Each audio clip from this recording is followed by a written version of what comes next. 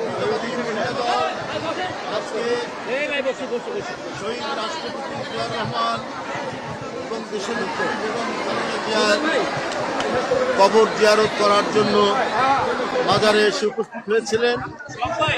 আপনারা জানেন দেশের নেত্রী বেগম খালেদা জিয়া 4.5 দশকের এক অনবদ্য রাজনৈতিক প্রতিষ্ঠান, যিনি গোটা জাতিকে উদ্বুদ্ধ করেছেন, প্রেরণায় উদ্দীপ্ত করেছেন, গোটা জাতিকে জাগিয়েছেন কিভাবে স্বৈরাচারী, স্বেচ্ছাচারী, ফ্যাসিবাদী দুঃশাসনের মুখে গণতন্ত্রের জন্য লড়াই করতে হয়, কি করে জনগণের পাশে থাকতে হয় এবং অনেক দুঃখ, সংকট, চাপ, হুমকির মুখেও জনগণকে ছেড়ে না যাওয়ার যে দৃষ্টান্ত, সেটা দেশনেত্রী বেগম খালেদা জিয়া তিনি দেখিয়েছেন। বন্ধুরা, সেই মহিষী নেত্রী, তার বিরুদ্ধে মিথ্যা মামলা দিয়ে, সাজা দিয়ে কারাগারে প্রেরণ করেছিল ফ্যাসিস্টরা। আপনারা দেখেছেন পায়ে হেঁটে তিনি কারাগারের মধ্যে গিয়েছিলেন, কিন্তু সেই কারাগারের মধ্যেই চক্রান্ত হয়েছে, ষড়যন্ত্র হয়েছে, তার চিকিৎসা দিতে দেওয়া হয়নি, তার ভুল চিকিৎসা দেওয়া হয়েছে ইচ্ছাকৃতভাবে, এবং তার খাওয়া এবং অন্যান্য কিছুতেই সন্দেহ রয়ে গেছে। কেন এই নেত্রী তিলে তিলে ধীরে ধীরে মৃত্যুর মুখে পতিত হলেন? এটা গোটা জাতির কাছে একটি বড় প্রশ্ন। গোটা জাতি আজকে এই প্রশ্ন করছে, যে নেত্রীকে আমরা পায়ে হেঁটে কারাগারের ভিতরে যেতে দেখলাম, সেই নেত্রী হুইল চেয়ারে করে বের হলেন, সেই নেত্রী দিনের পর দিন হাসপাতালে থাকতে হবে কেন?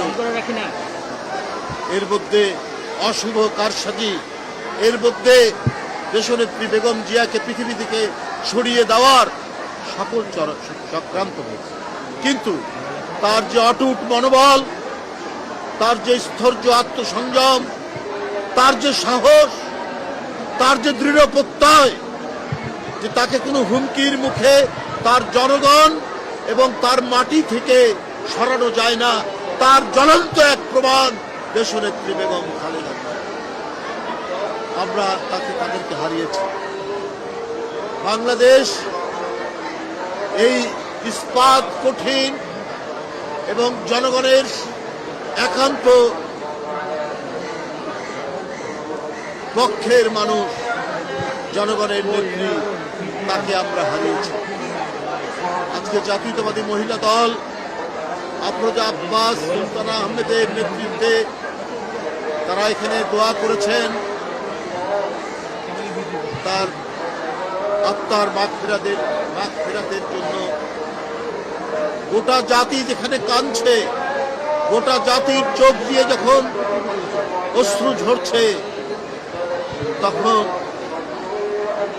আমরা আর কি বলব? কেন এটি হয়েছে? কেন পরশুদিন সারা ঢাকা শহর মানুষের জনস্রোত, জানাজায় আসার যে দৃশ্য আমরা দেখেছি, এটি তো অভূতপূর্ব। আল্লাহ তাকে মহিমান্বিত করেছেন, গৌরবান্বিত করেছেন, জনগণের নেত্রী, গণতন্ত্রের নেত্রী, মানব কল্যাণের নেত্রী। তার বিরুদ্ধে কত কুরুচিপূর্ণ কথা বলা হয়েছে, কত ধরনের তার বিরুদ্ধে নোংরা কথা বলা হয়েছে, কিন্তু তার আত্মসংযমের মধ্যে, তার সজ্জন এবং সুরুচিপূর্ণ কথার মধ্যে দিয়ে তিনি প্রমাণ করেছেন, যারা কুরুচিপূর্ণ কথা বলে তারা জনগণ থেকে ধিক্কৃত হয়, আর যারা সৌজন্যবোধ প্রিয়, যারা হাজার আক্রমণের মুখেও, হাজার বাজে কথা বলার পরেও যিনি একটি মাত্র শব্দ,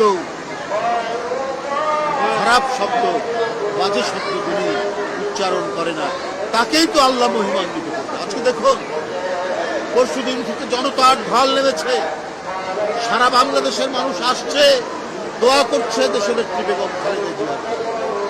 তাই বন্ধুরা আমার, আমি শুধু এইটুকু কথাই বলতে চাই, জাতীয়তাবাদী মহিলা দল আজকে তারা দোয়া করেছেন, শ্রদ্ধা জানিয়েছেন। এই জাতীয়তাবাদী মহিলা দলকে তিনি খুবই ভালোবাসতেন, তার হাত দিয়েই তৈরি। এখানে যে নেতৃত্ব দাঁড়িয়ে আছে সবই তার তৈরি। তাই বন্ধুরা আমার, বেগম খালেদা জিয়া যে আদর্শ, যে নৈতিকতা, যে অঙ্গীকার জনগণের কাছে দিয়েছিলেন, তার যে রেখে যাওয়া আদর্শ, সেই আদর্শ এত উঁচু মাত্রার নৈতিক বৈশিষ্ট্য ধারণ করে। আমরা সেই পথ ধরে, তার দেখানো পথ ধরেই আমরা এগিয়ে যাব। জাতীয়তাবাদী মহিলা দল এগিয়ে যাবে, বিএনপি এগিয়ে যাবে, সকল অঙ্গ সংগঠন এবং এদেশের জাতীয়তাবাদী শক্তি এগিয়ে যাবে। তার দেখানো পথ দিয়ে এগিয়ে গেলেই আমরা গণতন্ত্র সমুন্নত রাখতে পারবো, আমরা দেশের পতাকাকে ধরে রাখতে পারবো, স্বাধীনতাকে ধরে রাখতে পারবো, সার্বভৌমত্বকে ধরে রাখতে পারবো। সুতরাং তিনি যে প্রেরণা, তিনি যে নিজে যন্ত্রণা সহ্য করে, অত্যাচার সহ্য করে তিনি তার পতাকাকে উড্ডীন রেখেছিলেন, সেই দৃষ্টান্তই আমরা অনুসরণ করে আমরা এগিয়ে যাব। এবং তার জ্যেষ্ঠ পুত্র বিএনপির ভারপ্রাপ্ত চেয়ারম্যান জনাব তারেক রহমান, তার যে পতাকা তিনি হাতে নিয়েছেন, তার মায়ের প্রদর্শিত পথ ধরেই তিনি এগিয়ে নিয়ে যাবেন এই দেশকে নতুন সম্ভাবনার দিকে, নতুন দিগন্তের দিকে। আমরা সেই দিগন্তের দিকে এগিয়ে যাব, যার জন্য প্রায় 40-45 বছর, 46 বছর লড়াই করে গেছেন, নিরন্তর লড়াই করে গেছেন, নিরন্তর সংগ্রাম করে গেছেন বেগম খালেদা জিয়া। আপনাদের সকলকে ধন্যবাদ।